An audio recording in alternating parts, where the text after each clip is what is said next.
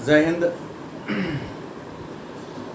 आज के इस वीडियो में हम लोग बिहार बोर्ड इंटरमीडिएट परीक्षा 2021 में पूछे जाने वाले कुछ महत्वपूर्ण लघु उत्तरीय प्रश्नों पर चर्चा करेंगे। तो आज जिस विषय पर हम लोग चर्चा करेंगे, इस वीडियो में जिस विषय के महत्वपूर्ण प्रश्न को पढ़ेंगे उस विषय का नाम है भूगोल। भूगोल जिसे अंग्रेजी में ज्योग्राफी भी कहते हैं। तो आज का जो पहला प्रश्न है लघु उत्तरीय, उसका नाम है नगर बहुप्रकार्यात्मक होते हैं क्यों। ध्यान देंगे, प्रश्न है नगर। नगर को शहर भी कहते हैं, अंग्रेजी में टाउन कहते हैं। कहता है कि नगर बहुप्रकार्यात्मक, मतलब नगर बहुत प्रकार के कामों का केंद्र होता है क्यों। तो आप लिखेंगे नगर का पहले परिभाषा लिख देंगे कि नगर उस बस्ती को कहते हैं जहां के 75% से ज्यादा लोग अपने जीविकोपार्जन के लिए गैर कृषि कार्य में लगे होते हैं। नगर उस बस्ती को कहते हैं जहां के 75% से ज्यादा लोग अपने जीविकोपार्जन के लिए गैर कृषि कार्य में लगे होते हैं, उस बस्ती को हम नगर कहते हैं। दूसरी सवाल है नगर बहुप्रकार्यात्मक होते हैं क्यों। तो आपका उत्तर होगा नगर बहुप्रकार्यात्मक होते हैं क्योंकि नगर में अवसर की कमी नहीं है। नगर बहुप्रकार्यात्मक होते हैं क्योंकि नगर में अवसर की, मौका की कमी नहीं है।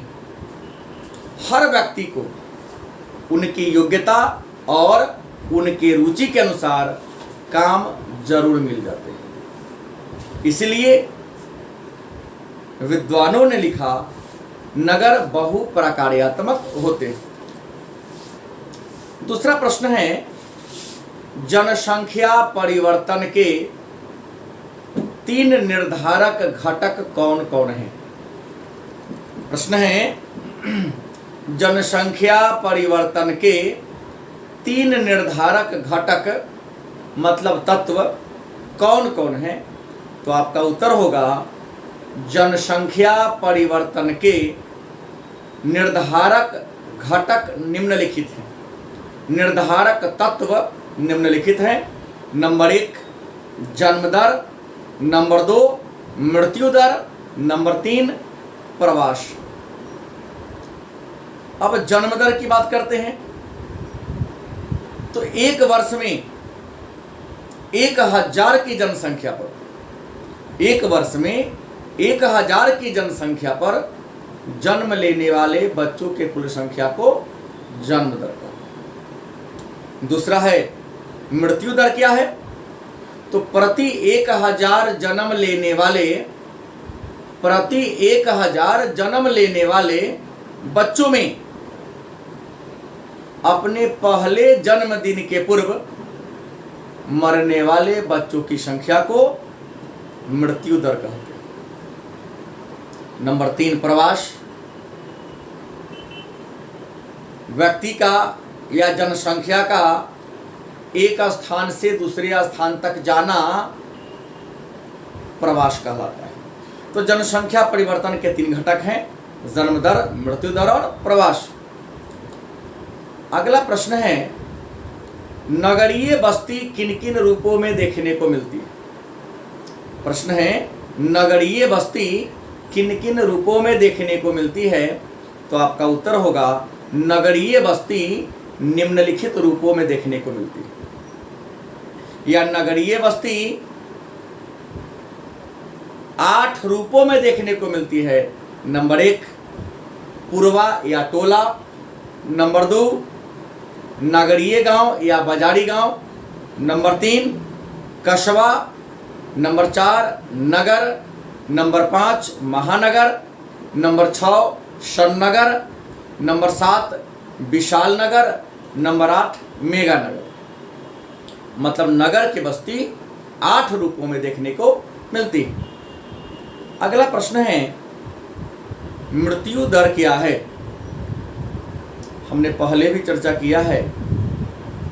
आप लिखेंगे प्रति 1000 जन्म लेने वाले बच्चों में,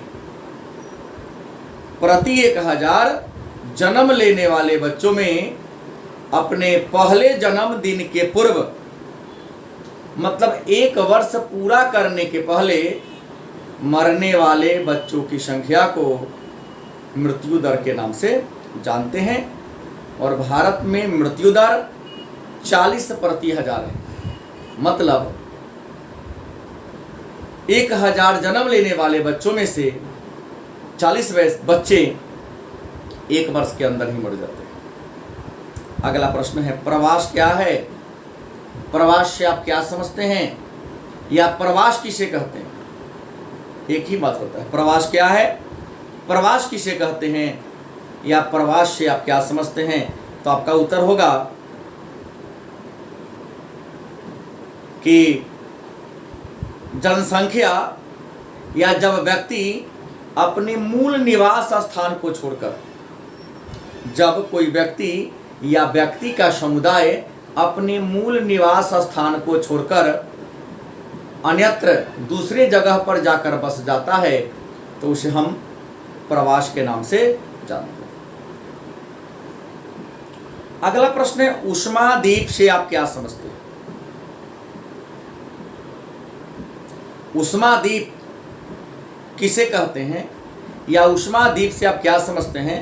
तो आपका उत्तर होगा ऊष्मादीप मतलब गर्म द्वीप। ऊष्माद्वीप मतलब गर्म द्वीप। ऊष्माद्वीप उस द्वीप को कहते हैं जहां का वातावरण, जहां का इन्वायरमेंट हमेशा गर्म रहता है। तो वह द्वीप जहां का वातावरण हमेशा गर्म रहता हो तो उस द्वीप को हम ऊष्माद्वीप के नाम से जानते हैं। और ऊष्माद्वीप के उदाहरण कौन है, तो महानगर या औद्योगिक नगर। क्योंकि औद्योगिक नगर में कल कारखानों के चिमनी से जो धुआं निकलता है उससे शहर का वातावरण बहुत ज़्यादा गर्म हो जाता है। इसलिए औद्योगिक नगर को ऊष्माद्वीप के नाम से भी जानते हैं। अनुदान क्या है, अनुदान क्या है, अनुदान किसे कहते हैं, या सब्सिडी क्या है। तो अनुदान को अंग्रेजी में सब्सिडी कहते हैं। अनुदान को अंग्रेजी में सब्सिडी कहते हैं। कहता है कि जब सरकार किसी वस्तु को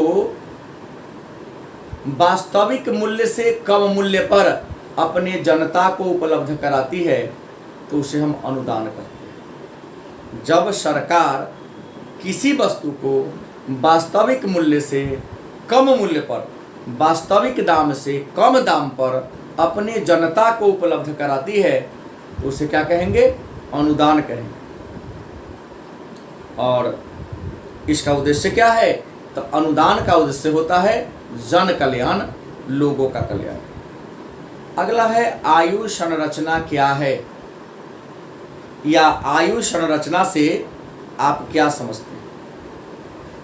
तो आप लिखेंगे किसी देश की जनसंख्या को उम्र के आधार पर किया गया वर्गीकरण, किसी देश की जनसंख्या को उम्र के आधार पर किया गया वर्गीकरण, उम्र के आधार पर किया गया बंटवारा आयु संरचना कहलाता है। और आपको बता दें, आयु संरचना किसी देश की जनसंख्या की आधारभूत विशेषता है, क्योंकि आयु संरचना से ही हमें पता चलता है कि किसी देश में बच्चे कितने हैं, वयस्क कितने हैं और वृद्ध कितने हैं। अगला प्रश्न है आयु लिंग पिरामिड क्या है। आयु लिंग पिरामिड क्या है, या आयु लिंग पिरामिड से आप क्या समझते हैं। तो आप लिखेंगे किसी देश की जनसंख्या को, किसी देश की जनसंख्या को आयु और लिंग के आधार पर, किसी देश की जनसंख्या को आयु और लिंग के आधार पर एक रेखा चित्र के रूप में प्रदर्शित कर देना, दर्शा देना आयु लिंग पिरामिड कहलाता है। और आपको बता दे, आयु लिंग पिरामिड में सबसे ऊपर वृद्ध, मध्य में वयस्क और सबसे नीचा बाल वर्ग को दर्शाया जाता है। दाहिना साइड में पुरुष और बाएं साइड में महिला को दर्शाया जाता है। अगला प्रश्न है, आयु संरचना का क्या महत्व है? आयु संरचना का या उम्र संरचना का क्या महत्व है? तो आपका उत्तर होगा, आयु संरचना जो किसी देश की जनसंख्या का एक आधारभूत विशेषता है। आयु संरचना जो किसी देश की जनसंख्या की एक आधारभूत विशेषता है। आयु संरचना का निम्नलिखित महत्व है। नंबर 1, आयु संरचना से पता चलता है कि देश में श्रम शक्ति कितना है। नंबर 2, आयु संरचना से हमें देश के आर्थिक स्थिति की जानकारी मिलती है। नंबर 3, आयु संरचना से अर्थव्यवस्था पर पड़ने वाले दबाव की जानकारी मिलती है। नंबर 4, आयु संरचना से जन्म दर और मृत्यु दर के बारे में जानकारी मिलती है। और आयु संरचना से हमें पता चलती है कि समाज में किस प्रकार के सहयोग की जरूरत है। समाज में लोगों को किस प्रकार के सहयोग की जरूरत है, इसकी जानकारी भी हमें आयु संरचना से ही मिलती है। ये रहा ज्योग्राफी के 10 महत्वपूर्ण लघुत्तरीय प्रश्न। पुनः एक अंतराल के बाद हम ज्योग्राफी के और आगे 10 प्रश्न लेकर आएंगे। आप हमसे जुड़ने के लिए आप हमारे YouTube channel Decent Arts Classes को लाइक और सब्सक्राइब कर सकते हैं, ताकि आपको पता चलेगा कि कब, किस तारीख को, किस बजे, कितने बजे किस सब्जेक्ट का लघुत्तरीय या पूरे चैप्टर का व्याख्यान होगा। तो आज के क्लास में इतना ही। धन्यवाद।